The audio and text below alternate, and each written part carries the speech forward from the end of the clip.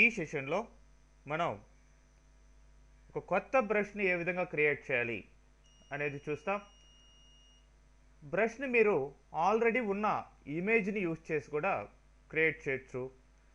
మరి ఆల్రెడీ ఉన్న ఒక ఫైల్ని ఓపెన్ చేస్తున్నాను. చాప్టర్ 14లో స్ట్రాబెర్రీ అనే ఒక ఫైల్ ఉంది, దాన్ని ఓపెన్ చేస్తున్నాను. ఓకే, ఈ ప్యానెల్ని ఇట్లా పక్కకి జరుపుకోండి. సో ఇప్పుడు క్విక్ సెలెక్షన్ టూల్ ద్వారా మనం ఈ బ్యాక్గ్రౌండ్ ఏరియా ఏదైతే ఉందో ఆ ఏరియాని సెలెక్ట్ చేద్దాం. ఓకే, అండ్ ప్లస్ టూల్ని తీసుకోండి. Now click on this. So background area select కావడం జరిగింది.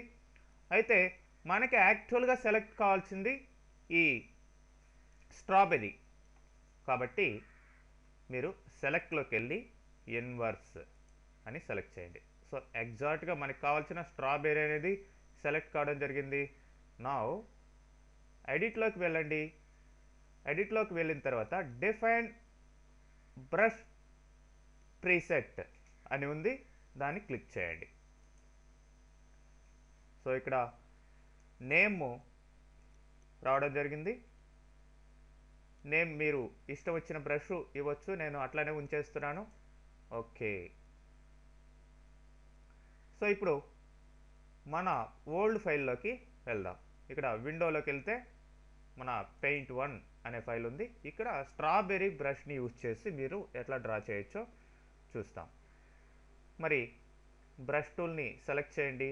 మనకి ఇక్కడ బ్రష్ సోర్స్ అనేది స్ట్రాబెర్రీ ఎక్కడ ఉందో చూడండి. Yes, exactly this one. మరి ఇప్పుడు దీనికి కావాల్సిన సెట్టింగ్స్ అంతా కూడా మీరు ప్లేస్ చేసుకోవచ్చు. సైజ్ చాలా ఎక్కువ ఉంది, మీరు సైజ్ రిడ్యూస్ చేయండి.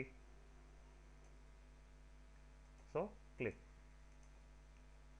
And continuous clicks and change the spacing also.